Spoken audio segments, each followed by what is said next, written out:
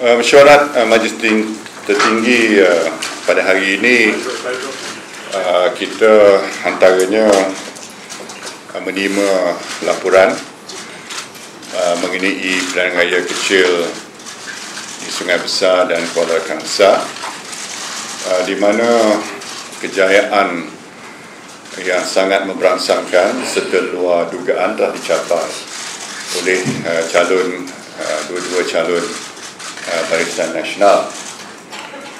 Kita juga telah mengkaji apakah faktor-faktor yang menyumbang kepada kejayaan yang telah diperolehi oleh Barisan Nasional. Salah satu daripada faktornya ialah kerana kesepaduan jentera Barisan Nasional serta gerak kerja yang lebih terselaras dan tindakan sebagai satu pasukan yang jitu serta semangat kerja yang teguh yang telah diperlihatkan serta disiplin yang tinggi di kalangan ahli-ahli parti dan juga kerjasama yang erat dengan parti-parti komponen Barisan Nasional. Jadi kita Majlis Tertinggi ingin merakamkan ucapan terima kasih kepada semua yang telah menyumbang kepada kejayaan Barisan Nasional, dan terima kasih juga pada pengundi-pengundi di kedua-dua kawasan yang telah memberi kepercayaan kepada Barisan Nasional. Okay, that's one.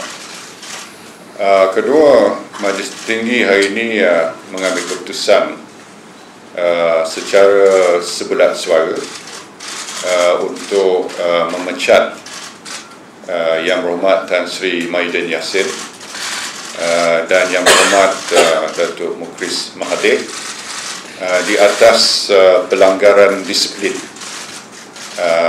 Lebih-lebih lagi bila mereka telah berada di atas pentas bersama-sama dengan pemimpin pembangkang, membuat ucapan-ucapan bersama dengan mereka dan menyerang pimpinan dan parti, maka itu adalah merupakan kesalahan besar dari segi disiplin parti.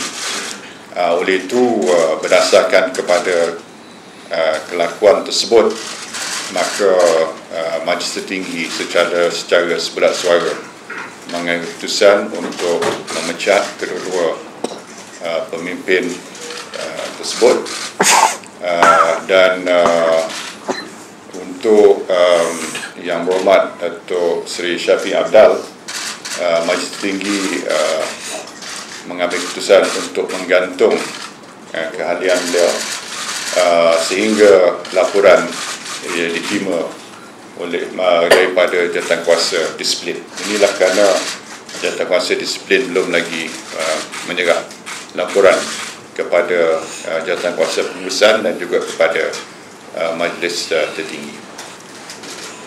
Di atas saranan yang dibuat oleh Pergerakan Pemuda UMNO Malaysia, Majlis Tertinggi juga meminta pihak kerajaan untuk memutus segala sumbangan kewangan kepada Yayasan Perdana, sama ada dari segi peruntukan kewangan penyelenggaraan ataupun anggota-anggota staf kaki tangan yang dibekalkan kepada Yayasan Perdana, kerana Yayasan Perdana digunakan sebagai pusat untuk merancang menjatuhkan kerajaan secara tidak mengikut perlembagaan, dan kerajaan yang dipilih secara demokratik yang sah di sisi undang-undang dicuba dijatuhkan melalui cara yang tidak demokratik dan tidak sah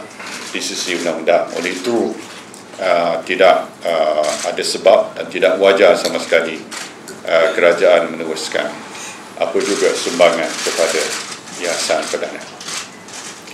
Kaki tangan Yayasan Perdana akan diberi notis pemberhentian yang sewajar. Okey, ada apa-apa nak tanya? Sumbangan kepada yang perdana tu tahunan tu Ada sumbangan, tapi kita akan minta pihak pentadbiran melalui pejabat KSN untuk ambil tindakan selanjutnya. Okay. Will you be calling for a snap poll, given the very good results that we've seen in both sides? Polls are different. Polls are not governed by what they call by-elections. Polls are decided. National polls are decided on a lot of other factors. But we are encouraged by the support that we've been receiving, especially when someone declared this should be a national referendum on the national leadership, and it turns out to be a referendum to strengthen support of the people for the current leadership and for Barisan Nasional. Okay. Is the cabinet reshuffle on the cards as well? Is the cabinet reshuffle imminent? I need time to think about it. Okay. Okay, thank you. Thank you. Yeah. Comment on Brexit and how it's going to impact Indonesia. Comment on the Ya, saya pertamanya kita kena terima bahawa ini adalah keputusan dibuat oleh rakyat Britain sendiri melalui proses referendum. Jadi keputusan tersebut perlu dihormati.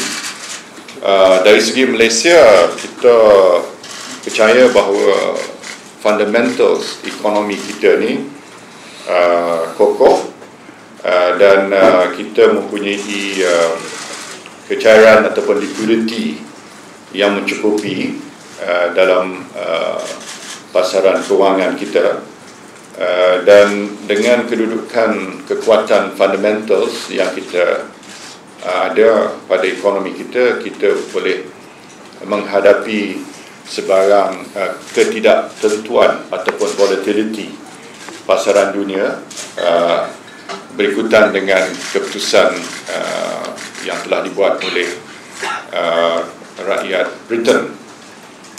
Kita juga ambil kira bahawa perdagangan total trade dengan UK adalah hanya 1% saja daripada total trade yang kita lakukan. Dari segi investment, kita dapati bahawa UK merupakan antara negara yang membuat pelaburan yang agak besar dalam negara kita, seperti Rolls-Royce, Dyson, BAE Systems dan sebagainya. Dan di samping itu, Malaysia merupakan antara negara yang mempunyai pelaburan yang besar di UK, seperti Battersea Power Station Development yang merupakan urban redevelopment yang terbesar di Eropah. Jadi dalam jangka pendek ada kesan pada syarikat-syarikat kita yang melabur di UK. Namun kesan selanjutnya bergantung kepada terma-terma yang bakal dirundingkan dengan EU, dan juga langkah-langkah yang akan diambil oleh kerajaan UK. Mungkin mereka akan negotiate free trade agreement dengan ASEAN, dengan kumpulan-kumpulan yang lain untuk menggantikan hubungan perdagangan mereka dengan EU. Apa yang akan berlaku secara terperinci agak sukar nak diramalkan, kerana belum pernah dunia belum pernah melihat perkembangan seperti ini. Jadi kita akan melihat dan mengkaji perkembangan selanjutnya, dan kita akan ambil langkah-langkah yang sesuai untuk menjaga kepentingan ekonomi Malaysia. Can you comment on resignation of the Prime Minister, David Cameron? Prime Minister David Cameron and I have been working very closely but I understand the reason for his resignation. It is based on a principal reason.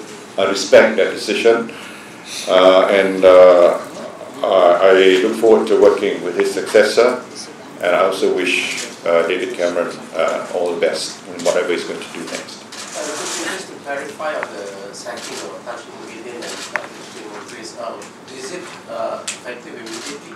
Yes. Okay. It is a unanimous decision. Okay.